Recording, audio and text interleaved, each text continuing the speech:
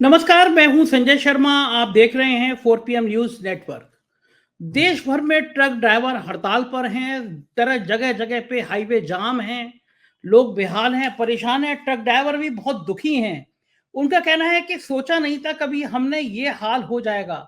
उनके जगह जगह से वीडियो आ रहे हैं कि हमने तो मोदी जी आपको वोट दिया था, लेकिन अब हम लोकसभा चुनाव में आपका वो हाल करेंगे, आप देखते रह जाएंगे। उनका कहना है कि अचानक से कानून आ गया कि अगर किसी ट्रक ड्राइवर का एक्सीडेंट होता है और वो मौके से चला जाता है तो उस पर 10 साल की सजा और 7 लाख रुपए का जुर्माना। ट्रक ड्राइवर का कहना है कि हम कोई जानबूझ के एक्सीडेंट नहीं करते। अगर मान लीजिए कहीं हो जाए, पब्लिक हमें घेर घेर के मार डालती है, हम करें तो करें क्या। सब बड़ा सवाल यह है कि सरकार को हो क्या गया है, जिनके लिए कानून बनाती है उनसे बात क्यों नहीं करती। अच्छा होता कि ट्रक ड्राइवर की एसोसिएशन से बात करते। वकील भी परेशान है, उन्हें समझ में नहीं आ रहा कौन सा कानून है, क्या कानून है, क्या हालात है, सरकार ने इतनी हड़बड़ी क्यों दिखाई है, इसके पीछे खेल क्या है और क्या है ये पूरा मामला। जानने के लिए आज हम चलते हैं देश के जाने माने बड़े पत्रकार अब प्रोफेसर अभय दुबे जी के पास, जिनको हम तमाम बड़े टीवी चैनलों में देखते रहते हैं। कई किताबें लिखी हैं उन्होंने और पत्रकारिता का बहुत ज्ञान है, सामाजिक मुद्दों का बहुत ज्ञान है।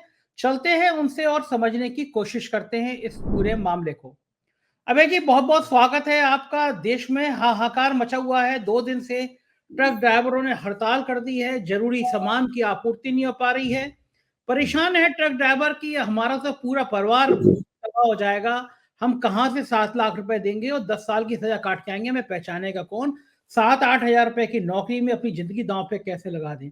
मेरा आप पे सवाल यह है कि सरकार जब ये कानून बनाती है तो ये क्यों नहीं देखती कि जो संबंधित पक्ष है, जो पीड़ित पक्ष है, उससे भी बात करनी चाहिए।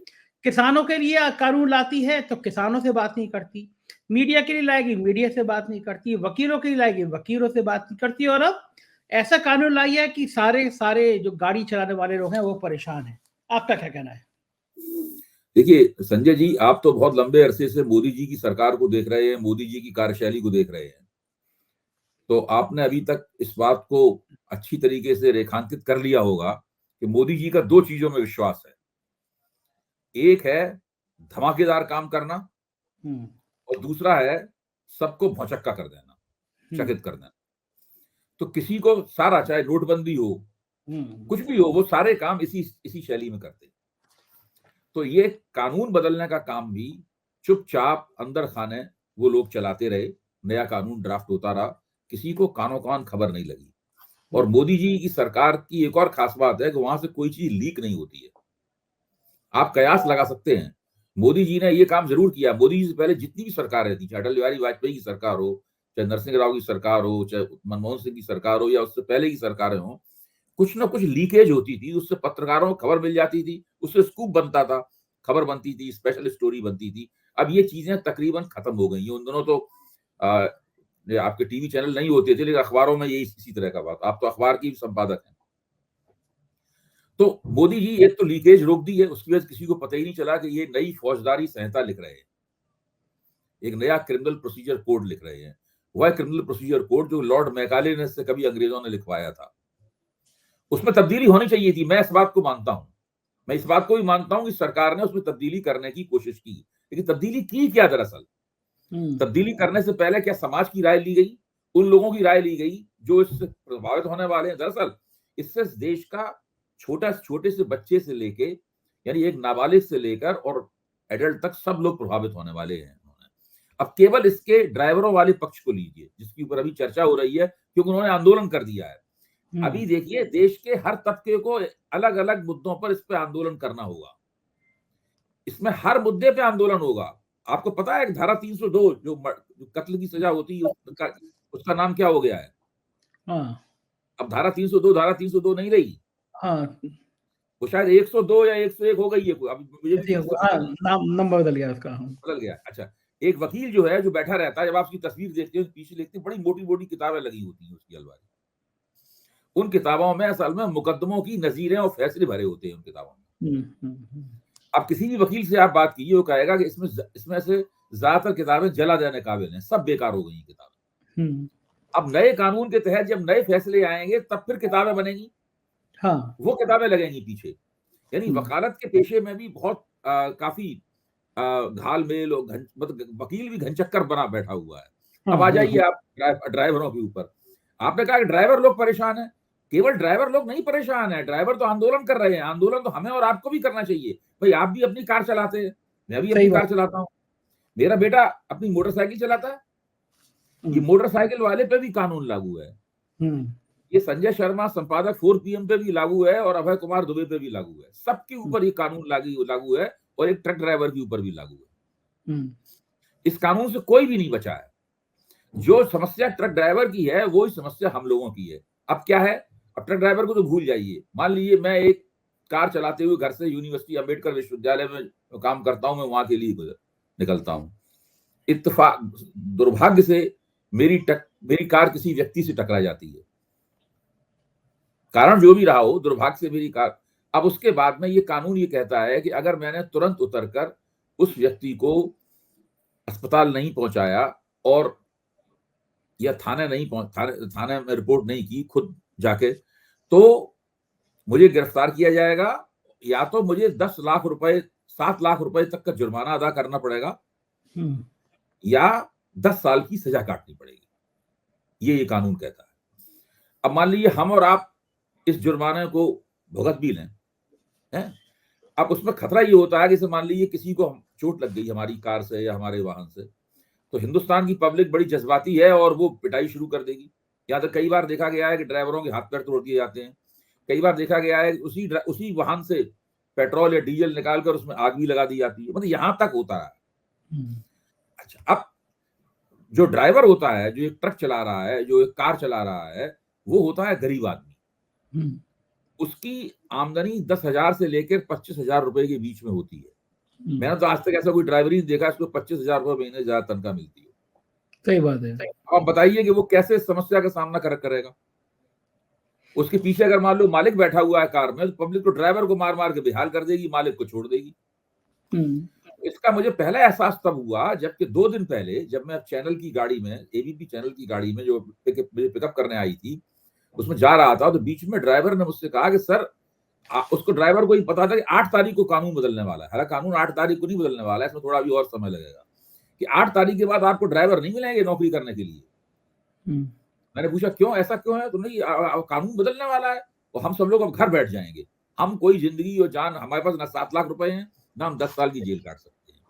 इससे सही पहले बात। क्या होता था, जैसे एक्सीडेंट होता था, ड्राइवर वाहन छोड़ के भाग जाता था, उसके बाद वो सरेंडर करता था, उसके ऊपर मुकदमा चलता था, उसकी जमानत हो जाती थी, और ज्यादा अगर उसका अपराध साबित हुआ ज्यादा 2 साल की सजा होती।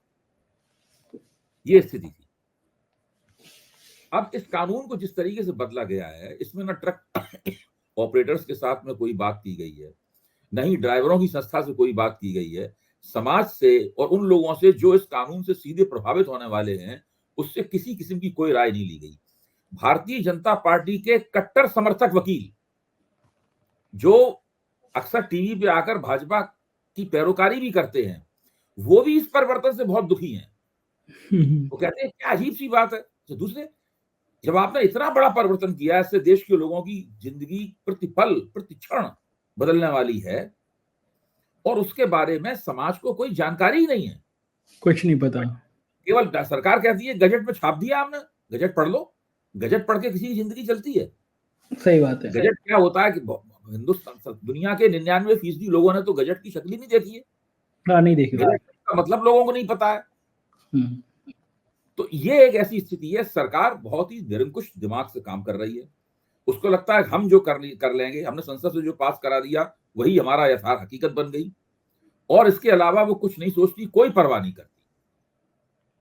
ये जो स्थिति है ये बहुत अजीब सी। कोई भी सरकार, कानून बदलने का संसद को हक है, सांसदों को हक है, सरकार उसको ला सकती है, ये उसके अधिकार में आता है, और सरकार सोच समझ के कानून को और बेहतर बना सकती है। अब सुनने में ये आया है, हम तो सुनी सुनाई बात कर सकते हैं, आधिकारिक सूचना तो किसी के पास है नहीं। सुनने में ये आया है कि अगर पुलिस किसी को गिरफ्तार करती है तो उसे वो 90 दिन तक थाने में रख सकती है, यानी 90 दिन तक वो उसे हवालात में रख सकती है। इस बीच में ना तो उसका मेडिकल कराने के लिए मजबूर है, ना ही उसे मजिस्ट्रेट के सामने पेश करने के लिए मजबूर है, और विशेष परिस्थितियों में वो 90 दिन बढ़कर 120 दिन तक हो सकते हैं। अरे बाप! तो आप इससे अंदाज लगाइए, इससे ज्यादा निरंकुश इससे ज्यादा मानवाधिकारों का हनन करने वाला कोई भी कानून नहीं हो सकता। ये एक तरह से सीधे सीधे पुलिस स्टेट को न्योता है। अगर ये कानून सारा ये सहायता इसी तरह बिना संशोधन के लागू हो गई तो निश्चित रूप से आप समझिए कि ये पूरा देश एक पुलिस स्टेट बन जाएगा। किसी भी बात को सरकार के किसी भी विरोध को सरकार देशद्रोह ठहरा सकती है। अब राष्ट्रद्रोह की जगह देशद्रोह शब्द आ गया है। पहले जो सेडिशन था उसकी वो चर्चा होती थी कि कॉलोनियल जमाने का है, इसको हटाया जाना चाहिए, तो वो तो हटा दिया सरकार ने, उसी का नाम बदल दिया, केवल उसको देशद्रोह कर दिया है। मैं आपको बता रहा हूं, मैं चेतावनी दे रहा हूं संजय जी, आपके ऊपर सरकार मुकदमा कर सकती है कि आप 4 PM से सरकार विरोधी फॉल्स नैरेटिव चला रहे हैं। देशद्रोह हो गया। हाँ, देशद्रोह हो गया। अब आप मतलब ये सारी समस्याएं हम लोगों के सामने आने वाली हैं। इसमें इसके जरिए सोशल मीडिया के ऊपर भी कंट्रोल होने वाला है, क्योंकि सरकार जिसके खिलाफ चाहेगी इस प्रावधान का इस्तेमाल कर सकेगी। और ये एक बहुत ही बड़ी चीज होने वाली है। ये कब बड़ी चीज होगी, और समाज के विभिन्न तबके इनमें से कई दफाओं, कई धाराओं के खिलाफ एक एक करके एक साथ किसी न किसी वक्त आंदोलन में खड़े होंगे। अगर वो नहीं खड़े होंगे तो फिर उनको सबको बहुत दिक्कत होगी। अभी जी सरकार को समझ नहीं आ रहा कि ये जो रवैया है, इस तरह का निरंकुश तरीके से कोई भी कानून बना देना, अपने नागरिकों पे थोप देना, कि कभी ना कभी देर सवेर कभी तो जनता खड़ी होगी, इसको समझ में आएगा कि ये हमारे ऊपर बहुत ज्यादा षड्यंत्र हो गया, हमारे सब अधिकार खत्म हो गए। तो सरकार को लगता नहीं है कि कभी जनता खत्म होगी, खड़ी होगी जनता, या फिर उनको लगता है कि जनता सिर्फ राम मंदिर में ही खोई रहेगी और हम जो करते रहेंगे वो करते रहेंगे, जनता राम मंदिर में खुश रहेगी। पहलू तो है ही एक, इन लोगों को एक बहुत बड़ा मुगालता हो गया है कि मोदी जी देश में बहुत लोकप्रिय हैं, लोग मोदी जी पे भरोसा करते हैं, तो वो जो कहेंगे लोग उसको आंख बंद करके मान लेंगे। आप देखिए, मोदी जी की बहुत सी बातें लोगों ने नहीं मानी। मोदी जी ने भूमि अधिग्रहण कानून बनाया था, है, उसको लोगों ने नहीं माना।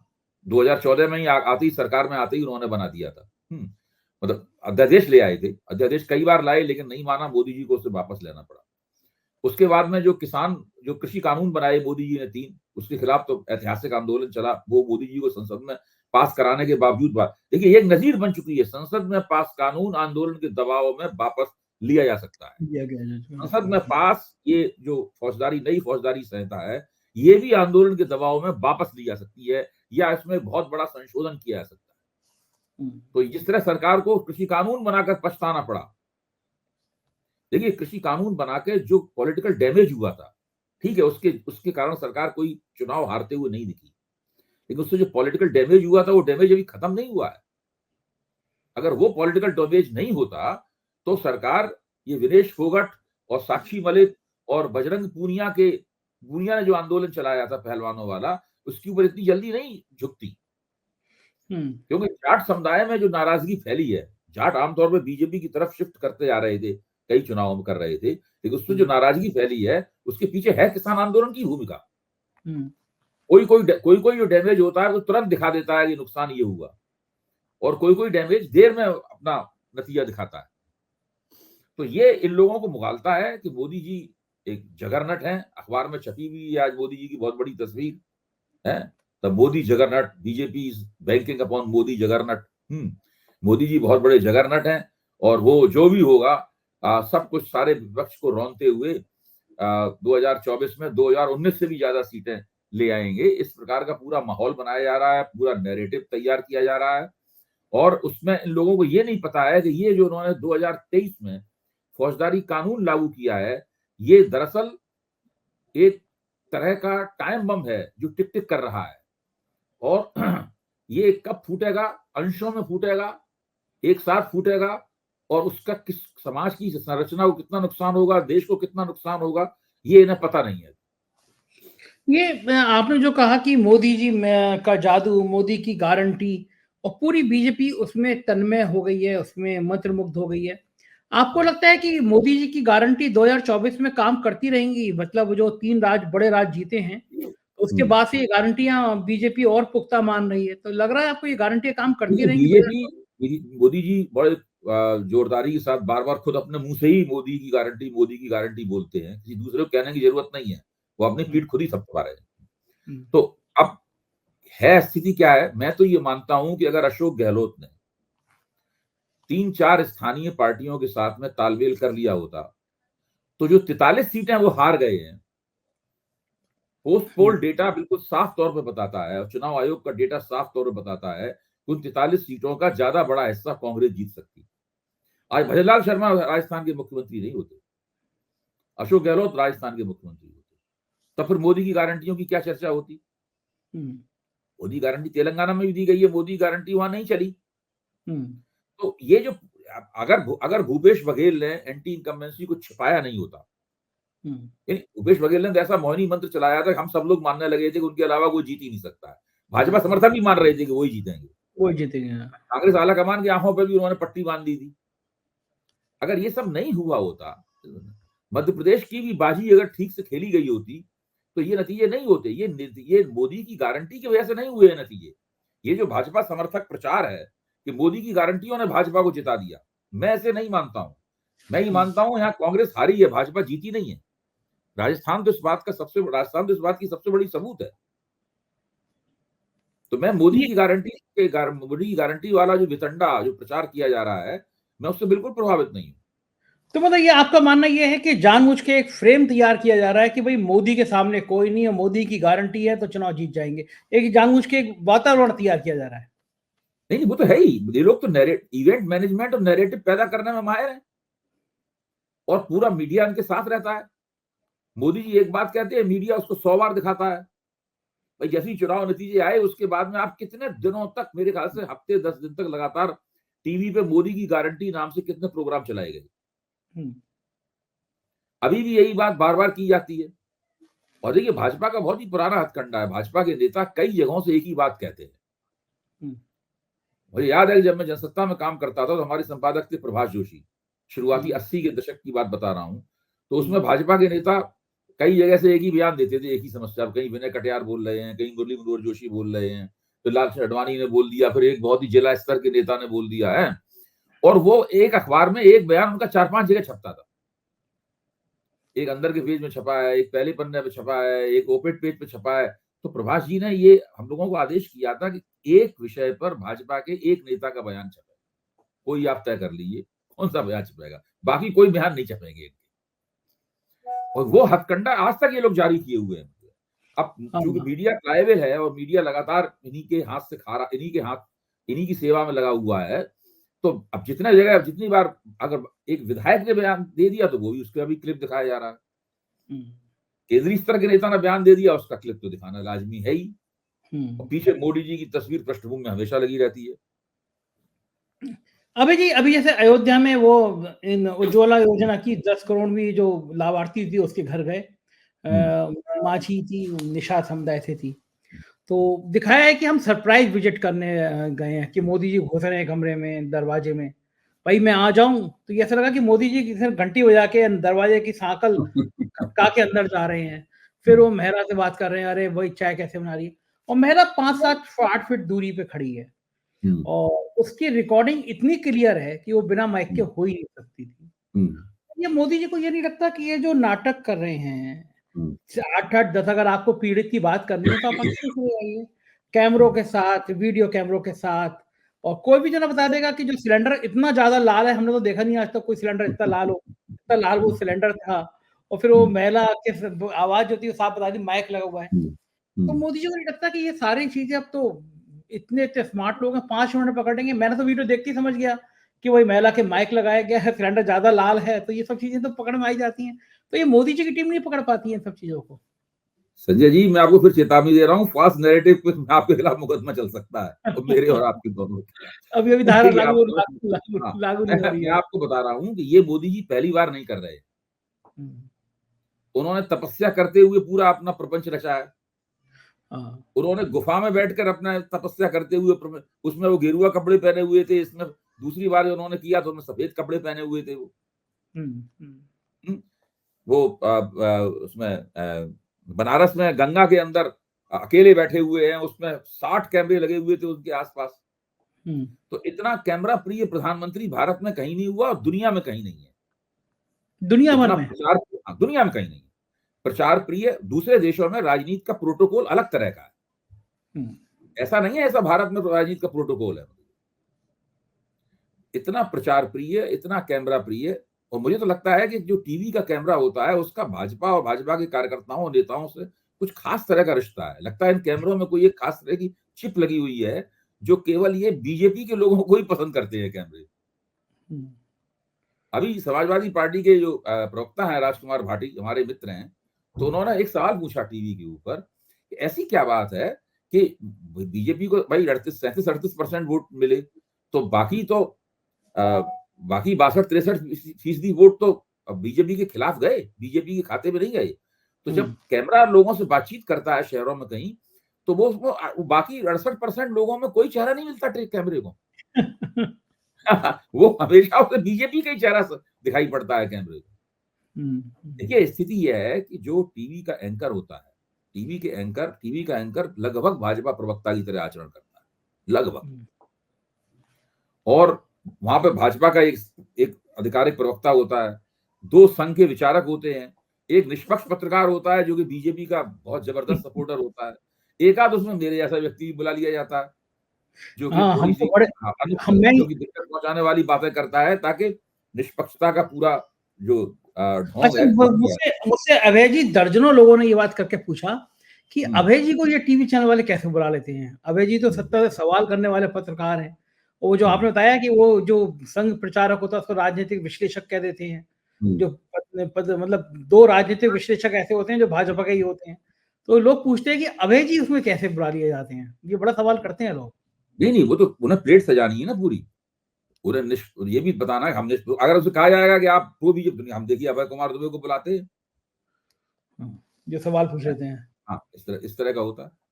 तो ये जो प्राइम मिनिस्टर की टीम होती है, इतने एक्सपर्ट लोग होते हैं, ये प्राइम मिनिस्टर को बताते नहीं है कि जनता को समझ में आ रहा है आप ये सब करोगे। अच्छा, ऐसी एक एम्बुलेंस है वो अभय जी, वो एम्बुलेंस पता नहीं कहाँ से चली आती है, क्योंकि मैं कवरेज करी है, मैं तो वैसा ग्राउंड रिपोर्टर रहा हूँ, मैंने देखा है प्राइम मिनिस्टर का जब विजिट होती है तो 2 किलोमीटर के सब रास्ते बंद होते हैं, तो वो एम्बुलेंस पता नहीं उसी रास्ते पे क्यों आ जाती है जिस रास्ते पे प्राइम मिनिस्टर जा रहे होते हैं, उसी पे एम्बुलेंस आ जाएगी, वो सिक्योरिटी के बीच में आ जाएगी। कोई देखेगा नहीं कि इसमें एम्बुलेंस में आतंकवादी हैं या नॉर्मल कोई आदमी है। और फिर वो एम्बुलेंस का ड्रामा होता है कि प्राइम मिनिस्टर ने सारा काफिला रोक लिया और फिर एम्बुलेंस को रास्ता दी। तो ये स्क्रिप्ट चेंज क्यों नहीं करी जाती है? जो इतने काबिल लोग हैं, स्क्रिप्ट बार बार एक ही ऐसी स्क्रिप्ट क्यों लिखते हैं? प्रधानमंत्री जब लॉन में बैठे होते हैं अपने झूले पर, तो मोर भी तो आ जाता है उनके सामने। हाँ, मोर को दाना खिलाते हैं। मोर आ जाता है, मोर को दाना खिलाते। मैंने तो आज तक नहीं कभी सुना कि किसी के घर में मोर आ गया हो, लोग मोर को दाना खिला रहे हो।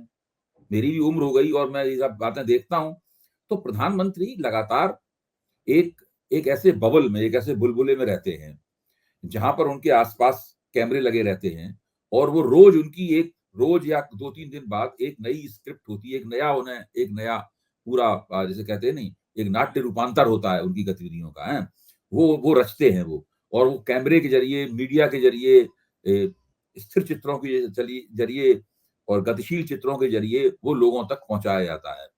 आप देखिए ना, टीवी जो समाचार चैनल है उनमें क्या होता है, आपको अक्सर मोदी जी कितने पोज पूरे दिन में, कम से कम अगर आप गिने पूरे दिन एक बंदे को लगाइए तो पूरे दिन देखा कि मोदी के कितने पोज 12 घंटे में दिखाए गए। तो आपको पता लगा कम से कम 75-80 मोदी जी के पोज होते हैं जो कि 12 घंटे में दिखाए जाते हैं। किसी में वो धोती पहने हुए हैं, किसी में इस तरह से हाथ ला रहे हैं, कभी कहीं वो अपनी कार की खिड़की से निकल रहे हैं, कहीं नीचे से ऊपर तक वो फूलों से लदे हुए हैं, कहीं वो बिल्कुल तन के चल रहे हैं, कहीं वो लोगों को घूर रहे हैं, कहीं लोगों को देख के मुस्कुरा रहे हैं। अब आपने जो उज्ज्वला योजना की जो लाभार्थी थी, उसके यहाँ मोदी का जिक्र किया। मोदी जी जब मेट्रो में चलते हैं तब क्या होता है? हाँ, तब भी ऐसे सीन होता है। जो लोग मोदी जी के बगल में बैठे होते हैं वो मोदी जी सवाल पूछते हैं, सारा का सारा पहले से गढ़ा गया, तैयार किया गया, नियोजित प्लॉट होता है पूरा। सब लोग, मोदी जी समेत सब लोग उसके अंदर अभिनय कर रहे होते हैं। मैंने कहीं पढ़ा था अभय जी, मैं एक्सपोज हो गया था कि मोदी के उसमें मेट्रो में जो मोदी जी के बगल में एक महिला बैठी है, इधर जो बैठे हैं वो लोग दरअसल भाजपा के किसी संगठन के पदाधिकारी थे। हाँ, आ गया था चीज, फोटो वायरल हो गए थे। अच्छा, मेरे पास फिलॉसफी था, उसका साइकोलॉजी का एक सब्जेक्ट था, फिलॉसफी का एक पार्ट। तो उसमें मैंने पढ़ा था कि जब आदमी की उम्र बढ़ती है, जब एक आयु बढ़ जाती है, एक अधेड़ा अवस्था से वृद्धावस्था की तरफ चला जाता है, तो जी। उसका मन जो है, उसका दिल जो है वो बच्चे की तरह हो जाता है। हुँ। तो ये जो मोदी जी की भी वृद्धावस्था ही कही जाएगी, 72-73 वृद्धावस्था है। तो हुँ। आपको लगता है कि दिल भी बच्चे की फिर तरह आप हो गया फ़ाल्स बच नैरेटिव चला रहे हैं। मोदी जी को वृद्ध अगर आप कहेंगे तो आप समझ लीजिए आपकी खैर नहीं है। मोदी जी वृद्ध नहीं है। अभी हाँ। कुछ महीने पहले उनसे एक पत्रकार ने पूछा था कि अब तो आप 2 बार प्रधानमंत्री रह चुके होंगे हुँ, 2024 तक। अब तो आपकी हाँ, सारी जो इच्छाएँ, महत्वाकांक्षाएँ थी सब पूरी हो गई। इससे ज़्यादा आप और क्या हासिल कर सकते हैं? तो उसका हुँ, इशारा ये था कि आप रिटायरमेंट अब लेंगे? तो मोदी हुँ, जी कहा नहीं, नहीं मैं अलग धातु का बना हुआ हूँ। हुँ, तो वो अलग धातु के बने हुए हैं। आप उनके हुँ। बारे में ये तो मनुष्य और दूसरे चंपत राय जी ने जो समझाया उसको आपने समझा नहीं। भगवान विष्णु वाला। चंपत राय ने कहा है कि वो तो मनुष्य नहीं है, he is not a man. हुँ, वो भगवान विष्णु के अवतार हैं। तो जो हुँ। भगवान विष्णु का अवतार है उसके लिए वृद्ध और युवा और बच्चा ये सब आप मनुष्यों के बारे में बात कर रहे हैं। हाँ, जेपी नड्डा ने कहा ये देवताओं के देवता हैं वो। हाँ, हाँ, बिल्कुल, देवताओं के देवता। और देखिए 2024 में अगर वो 2019 की तरह चुनाव जीत गए तो उनके मंदिर बनने शुरू हो जाएँगे। हाँ, बात तो सही है वैसे। हाँ, और मायावती जैसे मूर्ति लगाती थी, ऐसी मूर्ति। कई ऐसे मंदिर होंगे इसमें कई देवताओं के साथ मोदी जी की तस्वीर भी प्रतिष्ठित होगी। रोज नई मंदिर की प्राण प्रतिष्ठा होगी। ये जो हुँ, अयोध्या में प्राण प्रतिष्ठा करने वाले हैं, इसके बाद प्राण प्रतिष्ठाओं का दौर शुरू हो जाएगा। ये शब्द पहली बार भारत की जनता को याद हो जाएगा, प्राण प्रतिष्ठा। हाँ, हाँ। और फिर तो प्राण प्रतिष्ठा की लाइन लग जाएगी। तो उन मंदिरों में क्या नितिन गडकरी और राजनाथ सिंह भी जाया करेंगे दर्शन करने के लिए? जाना ही पड़ेगा अगर राजनीति आगे चलानी है तो। अगर राजनीति देवताओं आगे से चलानी है तो ये कहेंगे कि भाई हमें मंदिरों में इसलिए जाते हमने घर पे ही बना लिया है मंदिर। हाँ, हाँ, देवताओं के मोदी देवता जी कहा। देखते ही उसमें रोज पूजा करता है वो, घंटी टनटनाता है, आरती करता है। आज ही जब मैं टीवी चैनल पे बैठा हुआ था तो ब्रेक में मेरे साथी जो समीक्षक थे उन्होंने मेरे कान में फुसफुसा के कहा कि हम लोगों को एक-एक आरती वाला दिया भी दे दिया जाना चाहिए। तो जैसे ही मोदी जी की बात आएगी हम 2 बार यूँ करेंगे उसके बाद अपनी बात कहना शुरू करेंगे। सही सुझाव था वैसे वैसे। शुक्रिया अभय जी, बहुत मज़ेदार बात आपसे हो गई। बहुत-बहुत जी, धन्यवाद। आभार आपका। ये थे अभय द्विवेदी जो कानून के साथ-साथ देश के राजनीतिक हालात और प्रधानमंत्री मोदी जी के देवत्व के बारे में आज विस्तार से समझा रहे थे। मुझे बहुत रोचक चर्चा हुई, तो मुझे यकीन है आपको चर्चा पसंद आई होगी। अपनी राय से अवगत कराइएगा, ज़रूर बताइएगा ये चर्चा कैसी लगी। हमारे राज्यों के चैनल हैं 4 पीएम यूपी, बिहार, गुजरात, महाराष्ट्र, कर्नाटक, राजस्थान, मध्य प्रदेश और 4 पीएम बॉलीवुड। उन्हें भी सब्सक्राइब करिएगा। शुक्रिया, थैंक यू।